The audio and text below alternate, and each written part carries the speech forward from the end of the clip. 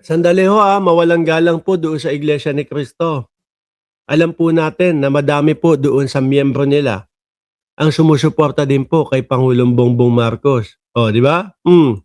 Mama sa ating bansa, lahat ng ayaw sa katiwalian, grabe corruption. Boss Chavit, simula bata pa lang ako kung ano-ano na mga naririnig ko sa iyo eh.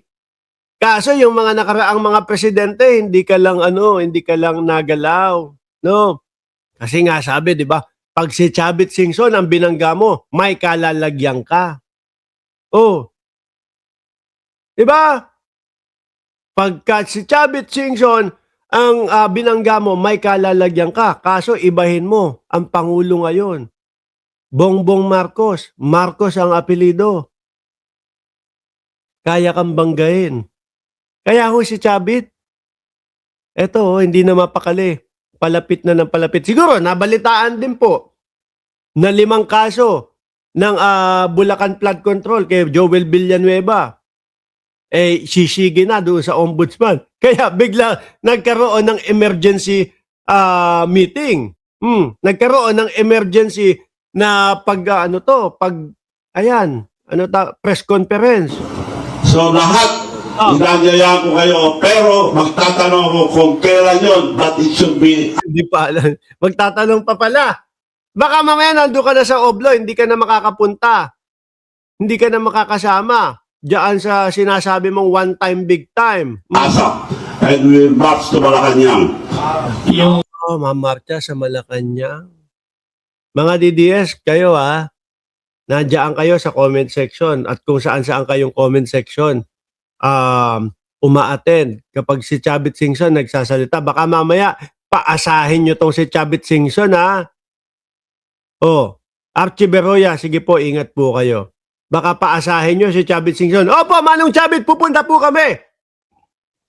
Tapos ang ending, wala. Hindi sisipot yung mga DDS. Yung rally, one time, big time rally na sabi nyo, kinakasan ninyo, kakausapin nyo yung mga religious sector, at lahat ng galit sa korupsyon. Sa tingin nyo... Dali, Chavit, doon sa lugar ninyo, di ba? May mga kaso ka, kinasuhan ka ng mga kababayan mo? Diba, Gov, ay mas makabubuting ito taon sa February. Sa buwan ng February kasi yung 40 years na sinasabi ninyo ay nangyari din ho noong February 1986. Nasa grupo yan dahil I will not decide for the date. Mag-decide yung religious organizations and... Dali, ikaw ang nagpaumpisa niyang one time, big time. Bakit yung mga religious organization ang magde-decide ngayon? Opposition, lahat na nagmamahal sa ating bansa. Wait. Kaklaruhin natin ho yun, mga kababayan, Yung sinasabi niyang opposition. Para ho sa akin, mga kababayan, mga boss chief amo, sir, madam, ate, kuya, manong, manang, no? Yung opposition po, para sa akin, yun po sila Senadora Risa Ontiveros, sila Trillanes, sila dating Senador Drilon, sino pa ba? Sila Congresswoman Leila de Lima. Yan po para sa akin ang tunay na opposition ho, mga bossing. No? Hindi naman po porket eto yung opposition sumusuporta doon sa ginagawa ni Pangulong Bongbong Marcos ngayon. Ibig sabihin, parte na agad sila ng administrasyon. Hindi ho ganun yun, mga kababayan. Ang opposition po kasi, isa lang din ang layunin niyan. No? Maiangat ang ating bayan, mapunta o tumungo ang ating bayan sa magandang tinatahak ho. Ngayon, nakita nila kay Pangulong Bongbong Marcos, yung ibang mga ginagawa ni Pangulo, maganda at maayos at okay sa kanila, no, approve sa kanila, ngayon sumusuporta sila. Pero nananatili pa din po na sila ang oposisyon. Baka ang binabanggit ni Chavit Singson, yung pogosisyon. Kasi yung pogosisyon, wala pong ibang ginawa yun kung hindi po manira, no? Maglabas ng mga issue nang wala naman pong mga ebidensya, which is kagaya po ng ginagawa ni Chavit Singson. Tatawagin ko lahat at tawagan nyo rin ako, mag-iusap ako na sila mag-decide ang date. I would prepare yung kabataan.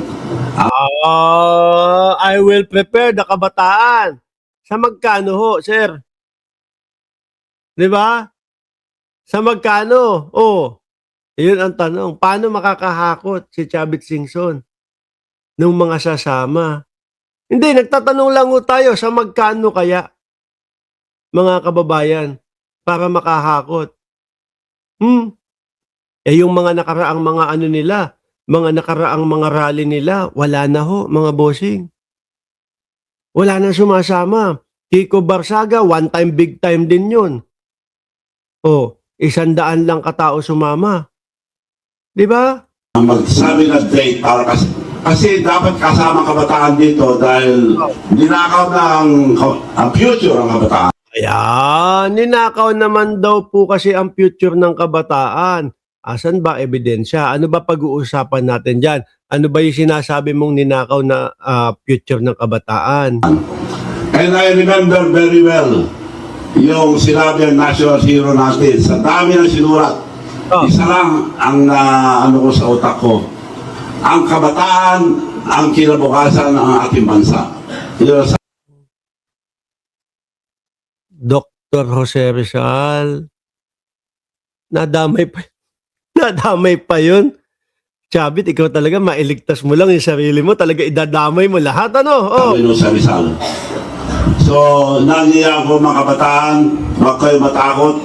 Future nyo ito, hindi po sa amin. Para sa inyo po ito. Kung gusto nyo pagpatuloy na ganito, nasa inyo yan. Pero kung ayaw nyo, Paano kung gusto ng kabataan pagpatuloy itong pagsugpo ng kasi yung mga boss chief mo, sir, alam naman nating lahat na si Chavit po ay nasasangkot doon sa mga yung mga corruption po na yan. Ngayon po doon nga sa ano nila sa lugar nila, 'di ba? Mismong mga kababayan na niya yung nagkaso sa kanila. Oh.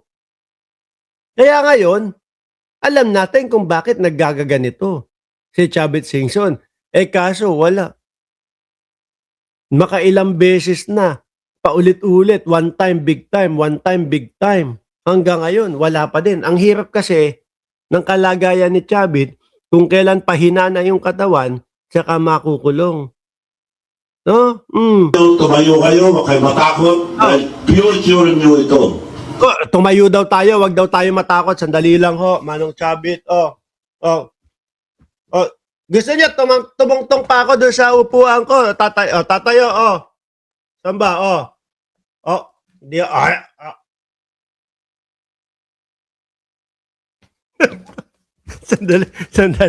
Sandali. Etong si Mark Ramos, pag nagbablog, puro katarantaduhan. Future. Eto nga po, kaya po kami nakasuporta kay Pangulong Bongbong Marcos. Kasi po ito, alam namin na tama po yung tinatahak ni Pangulong Bongbong Marcos. Para po sa future ng mga anak namin, kaapu-apuhan namin. Di ba? Pero kung sakaling makausap po ninyo lahat ng mga religious sector at ang sabihin po nila sa inyo ay ikaw na daw bang magdesisyon? Prefer po ba ninyo yung date na February din? Maganda rin, malamig pa yung February. Maganda yung February. February. Sige. Sandali, meron din kami inaabangan sa February. Meron din kaming inaabangan sa February. Saglit lang. Kung hindi ako nagkakamali, yun yata yung February 6 na impeachment para kay Vice Presidente Inday Sara Duterte. Di ba? Oo nga, February 6. Susunod na impeachment kay Vice Presidente. At may sasabay din dun sa 40 years na... Yes, pasok pa rin sa 40 years. 1986 na sinasabi Pasok niya. pa rin sa 40 years. Okay, so para lang klaro, kung kayo... Sa totoo lang po, parang walang ingay. Yung kila no? Parang walang ingay doon kila Chavit Singson. Itong mga ano nila. Pa one time, big time nila. Kung ang tatanungin, gusto ko ninyo gawin ito ng February 25, 2026 o ano? Sabi po ni Ma'am Elena Garcia, balak ni Chavit ulitin ang ginawa niya kay ERAP noong 2001. Diyos ko po, Chavit. Sus Marianong Kaindo, sabi nga ni Katonying, Wala na ho yung ganun. No, trinidor si Erap na tumatanggap ng payola sa weteng. Kaya na-impeach, kaya siya naghiingay ngayon para magalit ang mga majority. Laos na yun, Chabit. Anak ng putakte ka. Oh, hindi na uubra sa mamamayang Pilipino yung mga ganun. 'Di ba? Parang iilan lang ang tao doon sa press conference. Hindi nga pinagkaguluhan eh. Siguro ang sabi, one time, big time na naman, rally na naman,